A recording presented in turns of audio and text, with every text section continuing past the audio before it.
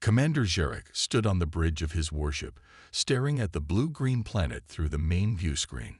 The Vricarian officer's scaled skin tightened around his eyes as he studied the readings.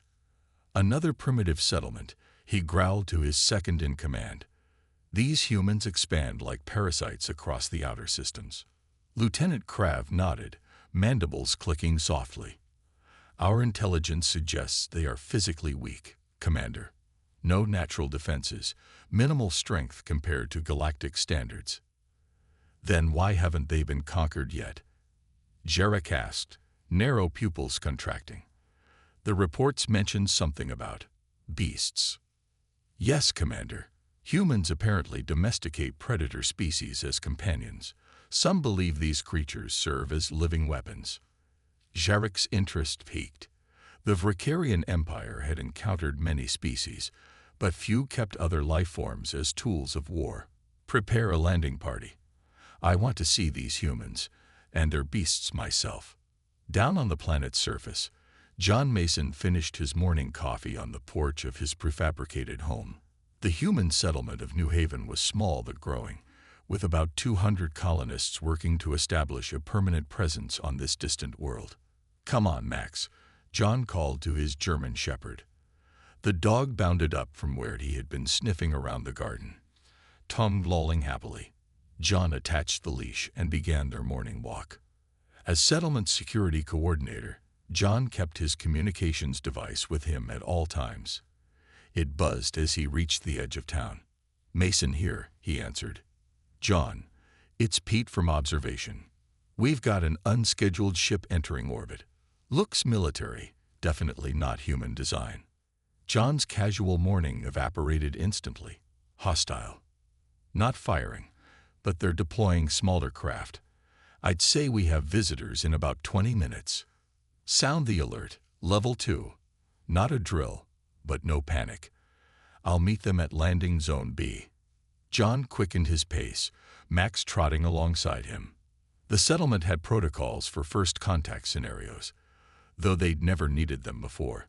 As he approached the designated landing area, other security personnel joined him. Should we bring out the heavy equipment? Asked Diane Kelly, his deputy. John shook his head. Let's not appear threatening. Standard sidearms only. These might be peaceful traders or explorers. The alien craft descended with precision, kicking up dust as it landed.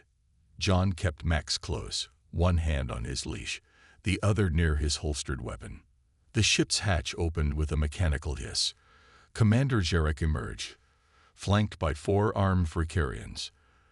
They stood nearly 7 feet tall, with reptilian features and armored exoskeletons covering vital areas. John stepped forward. Welcome to New Haven. I'm John Mason, security coordinator for this settlement. Jarek's translator processed the words. The commander's eyes weren't on John's face, however. They were fixed on Max, who sat obediently at John's side. You control the beast, Jarek stated, voice filled with newfound respect. John glanced down at his dog, confused. This is Max. He's my companion. A biological weapon that shows restraint. Jarek nodded appreciatively. Impressive. Our intelligence was correct. No, you misunderstand. He's a dog.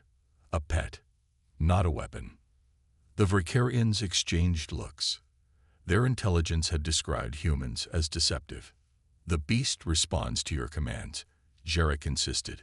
It is clearly trained for your protection. John demonstrated by having Max sit, stay, and shake hands. Rather than alleviating concerns, this seemed to increase the alien's wariness. Complete obedience, whispered Lieutenant Krav.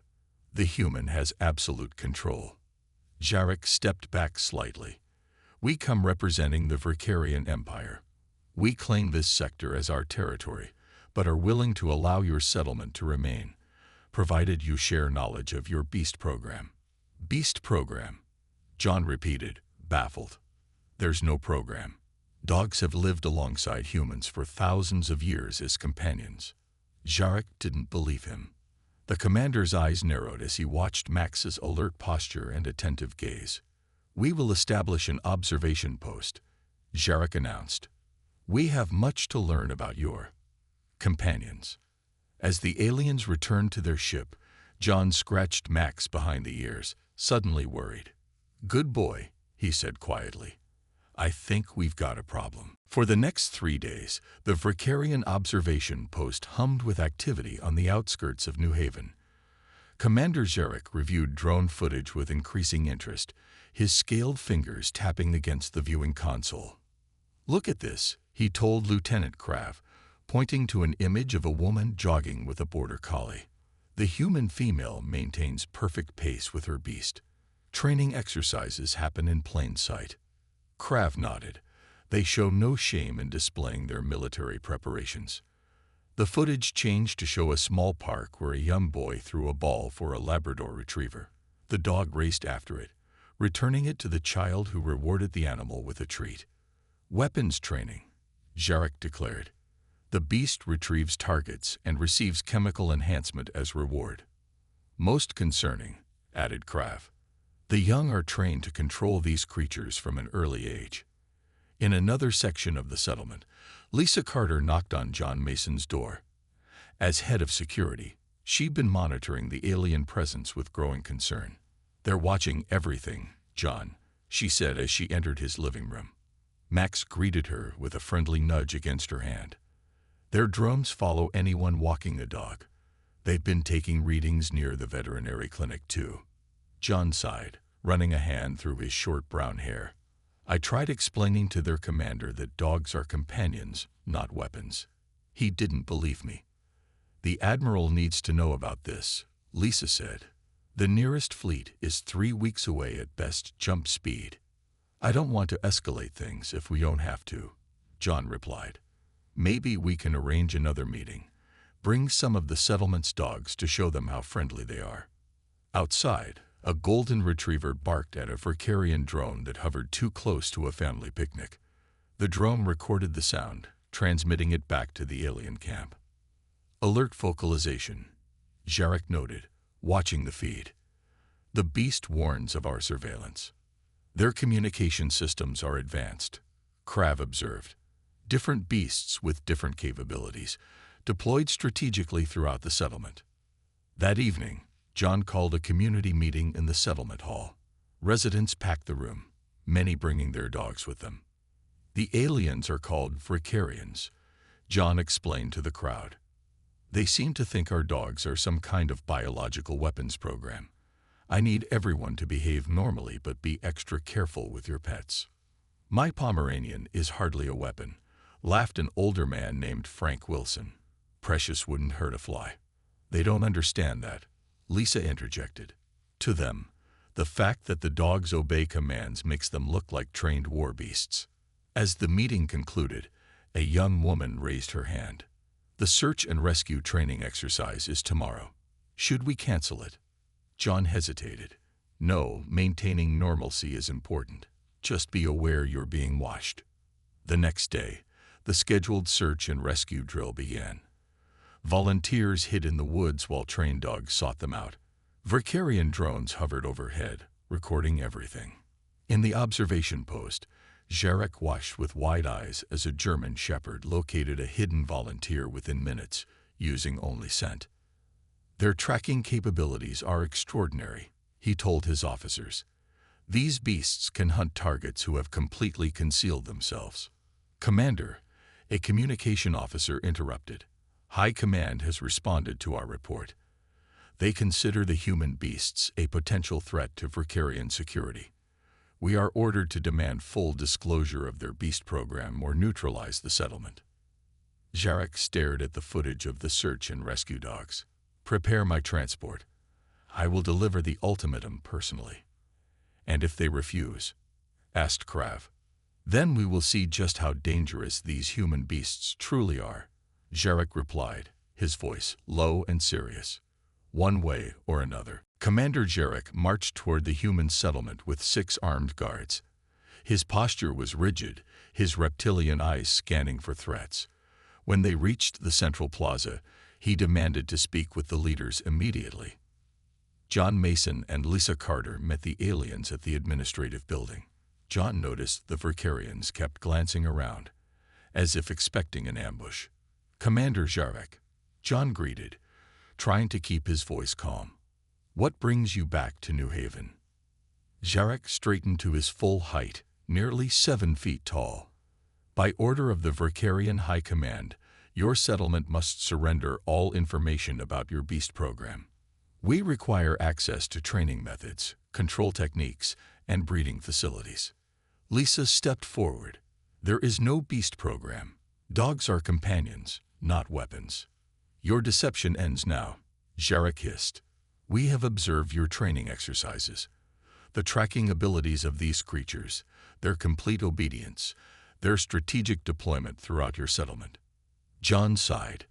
"What you've seen is people walking their pets, playing games, and yesterday was a search and rescue drill. These animals help us find lost people." "Hunt targets, you mean," Jarek corrected. At that moment, a commotion arose from across the plaza. A small group of settlers returned from a hunting expedition. A beagle trotted alongside them, occasionally sniffing the ground. "See," Jarek pointed dramatically. "Your beast tracks prey for hunting parties." "That's just Billy's dog, Copper," John explained. "Yes, he helps track game sometimes, but that's hardly a weapon system." Jarek's patience was wearing thin. "We demand all beasts be surrendered to Verkarian custody for study. You have one planetary cycle to comply." John felt the situation spiraling out of control. "Look, let me show you something." He turned and whistled. Max, who had been waiting nearby, trotted over and sat beside John. "This is Max. He's a German Shepherd, one of the breeds you seem most concerned about." John knelt beside his dog. "He's intelligent and loyal, but he's not a weapon. He's my friend." Jarek watched as John commanded Max to sit, stay, and lie down. Each action was performed instantly, reinforcing the commander's belief in the dog's military training. "Perfect control," Jarek observed. "The beast responds to verbal commands without hesitation." "That's basic obedience training," Lisa explained. "Many pets learn these commands. It helps keep them safe." "Bring the beast closer," Jarek demanded. John hesitated, then walked Max toward the aliens. The dog remained calm, though his ears perked forward with curiosity. One of the Verkarian guards shifted nervously, tightening his grip on his weapon. Max noticed the movement and gave a single low bark. The Verkarians jumped back, raising their weapons. "See, it detected a threat and alerted you," Jarek exclaimed. "He just noticed you were nervous," John said, keeping his hand on Max's collar. "He wasn't attacking." Jarek wasn't convinced. "We've seen enough. Your ultimatum stands. Surrender all beasts and associated technology by tomorrow, or we will take action to neutralize the threat." As the aliens departed, Lisa turned to John, her expression grave. "They're not going to understand, are they?" "I don't think so," John replied, scratching Max behind the ears. "Alert the council. We need to prepare for the worst." That evening, the settlement council gathered for an emergency meeting. Reports indicated the Verkarian ship had moved to a lower orbit, and more alien troops had landed. "They're seriously afraid of our dogs," John explained to the assembled leaders. "And afraid people tend to make bad decisions." "What do they expect us to do? Hand over our pets?" asked Frank Wilson, the elderly council member. Lisa spoke up. "We should evacuate the vulnerable residents to the caves in the eastern hills, just in case." "And the dogs?" another council member asked. John looked down at Max, loyal and oblivious to the danger. "Keep them close and safe. Tomorrow, I'll try one more time to make Commander Jarek understand." Outside, Verkarian surveillance drones recorded everything, interpreting the council meeting as war preparations. Dawn broke with an eerie stillness over New Haven. Most residents had evacuated to the eastern caves during the night, leaving only security personnel and a few stubborn settlers behind. John Mason watched from the administration building's window as Verkarian ships hovered at the settlement's perimeter. They're positioning for an attack, Lisa Carter noted, checking her tablet. Small craft, minimal weaponry. Looks like a probing force. John nodded grimly. They're testing us. They expect us to respond with the beasts. The dogs are all secured in the residential bunkers, Lisa confirmed. Most owners took their pets to the caves, but we have about 20 dogs still in the settlement. The communication screen blinked, indicating an incoming transmission. Commander Zarek's reptilian face appeared, eyes narrow with suspicion. Your time has expired, humans, he announced. We see no movement of beasts toward the surrender point. We must conclude you intend to use them against us. Commander, please, John pleaded. There's been a misunderstanding. Our dogs aren't weapons. Your deception ends now, Zarek interrupted. A demonstration of our power will follow. Then you will surrender your biological weapons program. The screen went dark. Moments later, a series of explosions erupted at the settlement's edge. The Verkarians had targeted unoccupied structures, careful to avoid direct casualties. They're being cautious, Lisa observed. They could do much worse. They're afraid of provoking a full response from our beasts, John replied. Let's use that hesitation to evacuate anyone still here. As security teams helped the remaining settlers toward transport vehicles, the Verkarians observed from their ships. Lieutenant Krav reported to Commander Zarek with growing concern. The humans are retreating, but we detect no beast deployment, Krav said. Our sensors show the creatures are being moved away from the combat zone. Zarek paced the command deck. They're protecting their biological assets. These beasts must be even more valuable than we estimated. Perhaps we should capture one for study, suggested another officer. Too dangerous without proper containment, Zarek decided. Continue the controlled assault. Force them to reveal their true capabilities. Another wave of precision strikes hit the settlement's outer buildings. The humans accelerated their evacuation, racing away in ground vehicles toward the eastern hills. In the confusion, a young security officer named Ryan hurried through the residential section, checking for stragglers. He found an elderly woman struggling to carry her small Scottish terrier. Ma'am, you need to come now, Ryan urged, helping her toward a waiting transport. A Verkarian drone captured this interaction, transmitting it to the command ship. Zarek watched intently. Even their elderly are equipped with smaller beasts, he noted. Truly a society built around these weapons. Back at the administration building, John and Lisa prepared to leave with the last transport.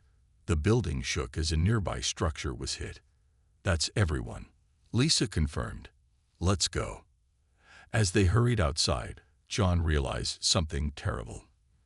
In the chaos of coordinating the evacuation, he had left Max secured in his office. The dog was trained to stay when commanded, and John had completely forgotten him in the rush. I have to go back, he told Lisa, turning toward the building. John, we don't have time, she protested, but he was already running back inside. From the Verkarian command ship, Zarek watched this unusual movement. One human is returning to the central structure, an officer reported, perhaps to activate a hidden weapon system. Prepare to target that building, Zarek ordered. Whatever they're activating, we cannot allow it. Inside, John raced up the stairs to his office. Max sat exactly where he'd been left, alert but calm, waiting for his next command. The loyal dog wagged his tail as John entered. Good boy, John sighed with relief. Now let's get out of here. As they headed for the exit, the building trembled again. The Verkarians had begun targeting the administration center, believing it housed the controls for the humans' beast program. The administration building shook violently as Verkarian weapons struck its eastern wing. John stumbled, catching himself against a wall. Max whined nervously beside him.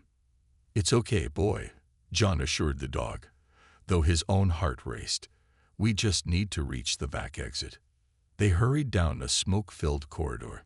The building's support beams groaned under the stress of the attack. Another blast rocked the structure, sending debris crashing down just yards behind them. Outside, Lisa watched in horror as the administration building began to collapse partially. "John's still in there," she shouted into her communicator. "Hold the transport." On the Vrikarian command ship, Jarek observed the destruction with satisfaction. The human returned for something important. Whatever control system they use for the beasts, it must be inside that structure. "Commander," Lieutenant Krav called urgently. "Sensors detect a life form exiting the building's western side." The view screen zoomed in to show John emerging from a cloud of dust, Max trotting beside him.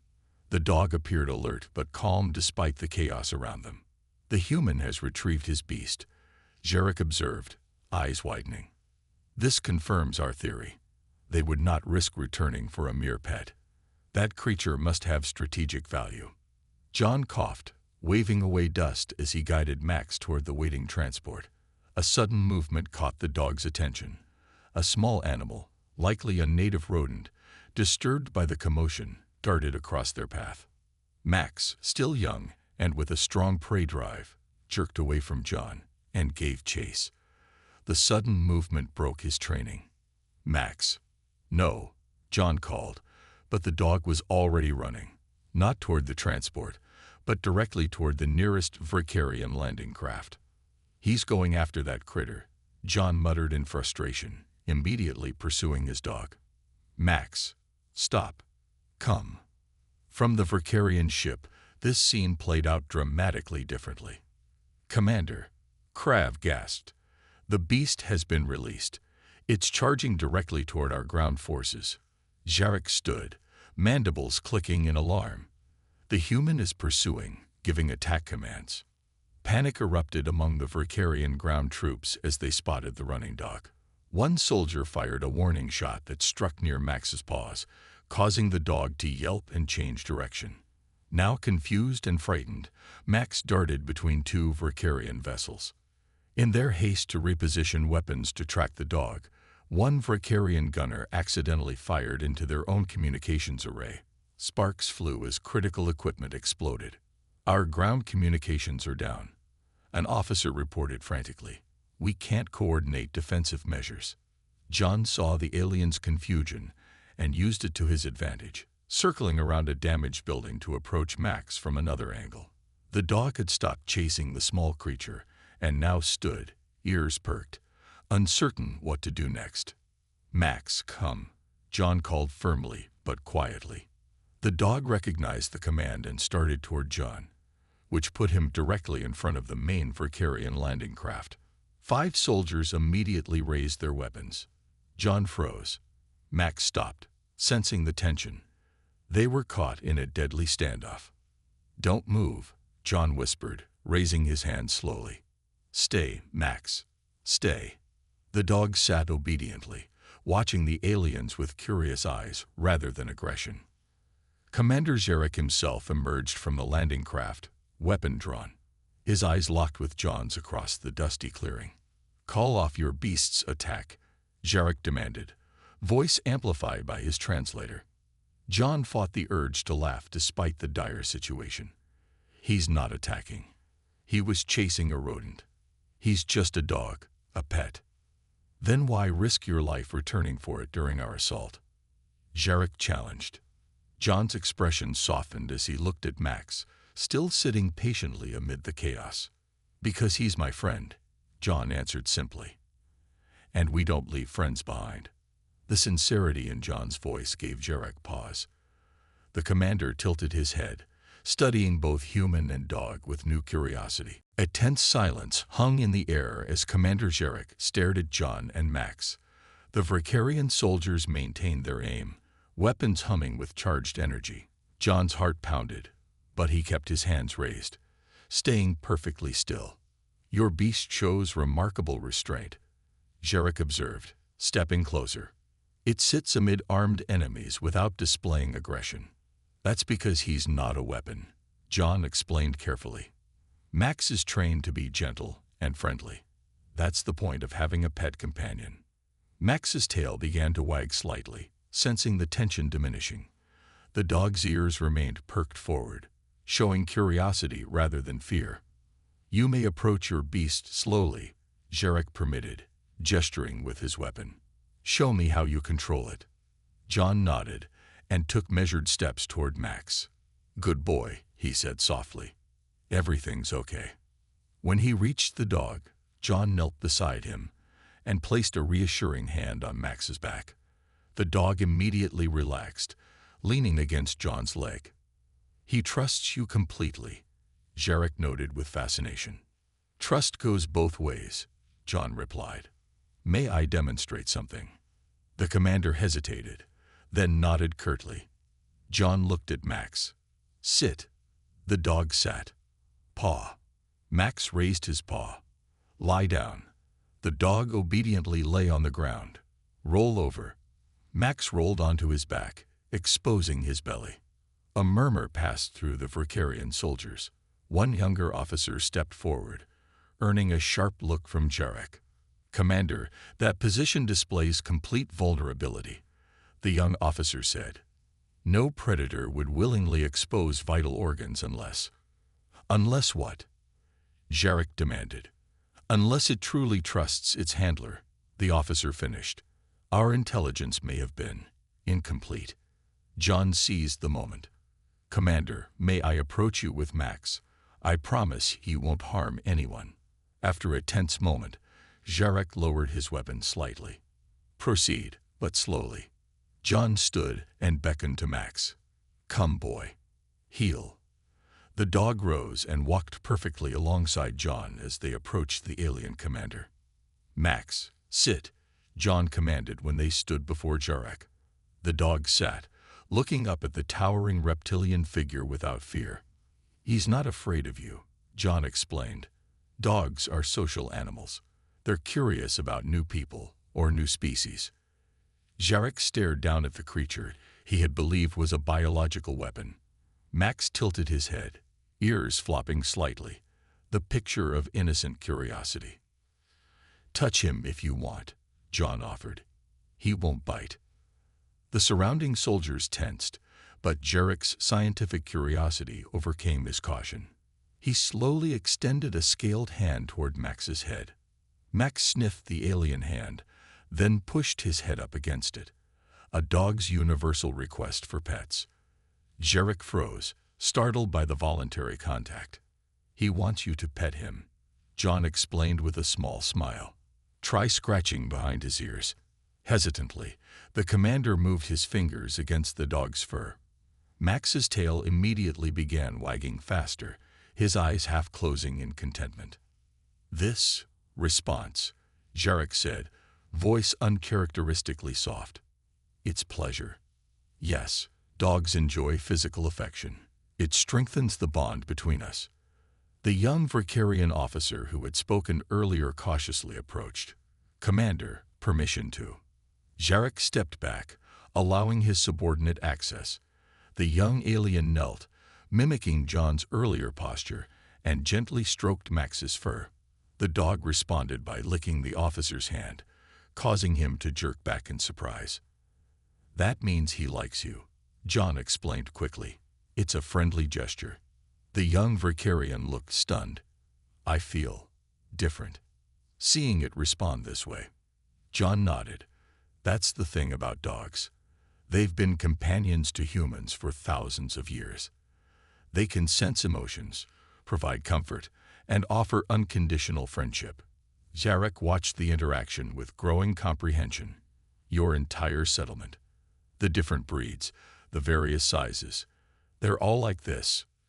"Yes," John confirmed. "Some are working dogs that help with specific tasks, but they're all companions first, not weapons." The commander's posture changed subtly as understanding dawned. "We may have misinterpreted our observations." Lisa's voice suddenly came through on John's communicator. "John, are you okay? What's happening?" John glanced at Jarek, who gave a slight nod. "I'm fine," John replied. I think we finally found some common ground." The Vricarian flagship hovered above New Haven, But this time, it wasn't a threatening presence. 2 weeks had passed since the standoff, and Commander Jarek stood in the settlement's central plaza, watching humans and their dogs go about their daily routines with newfound understanding. "The council meeting will begin soon, Commander," John said, approaching with Max trotting beside him. Jarek nodded, his scaled face now capable of expressing what John recognized as contentment. "I am prepared to formalize our alliance." They walked together toward the newly rebuilt administration building. Throughout the settlement, Vricarian officers interacted with curious settlers. Some aliens still maintained a cautious distance from the dogs, but others had embraced the concept of animal companionship with surprising enthusiasm. Inside the council chamber, human leaders sat alongside Vricarian representatives. Lisa Carter provided everyone with data tablets containing the proposed alliance terms. "Before we begin," announced Adrian Powell, the settlement's chief administrator, "I want to acknowledge Commander Jarek's extraordinary efforts to correct the misunderstanding between our peoples." The Vricarian commander stood. "The error was ours. We interpreted your relationship with these creatures through the lens of our own military culture.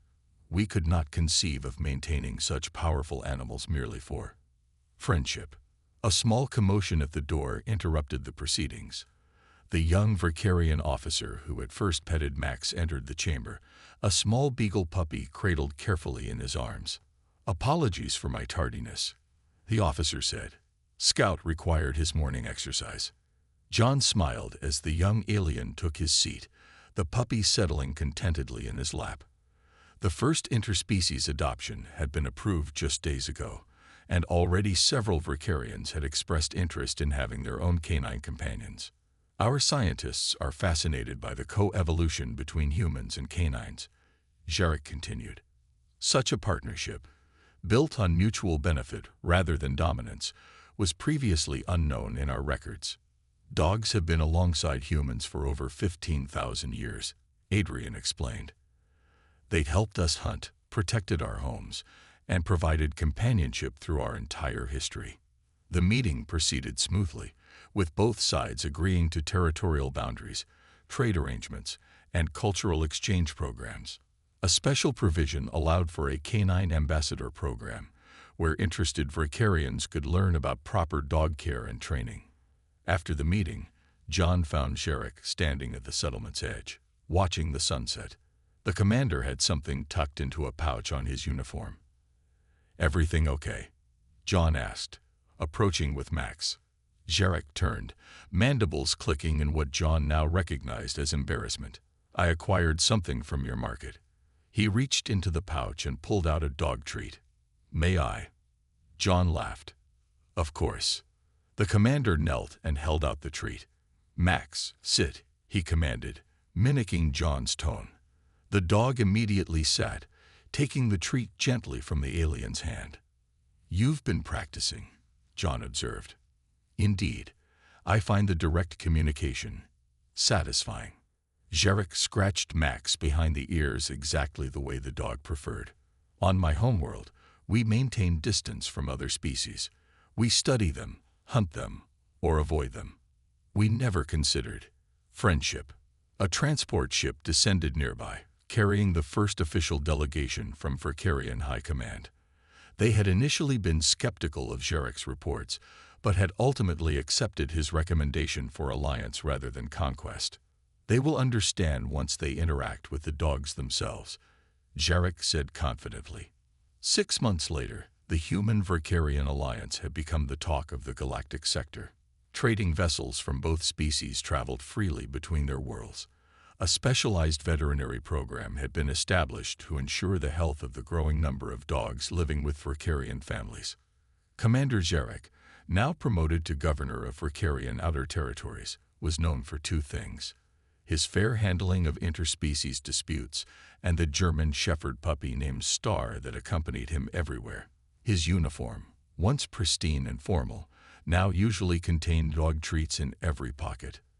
When asked by a human reporter about the remarkable change in relations, Jarek gave a simple answer: "Your ancient ancestors were wise to befriend the wolf."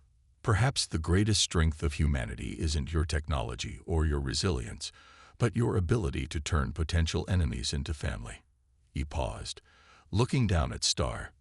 We had much to learn from that wisdom.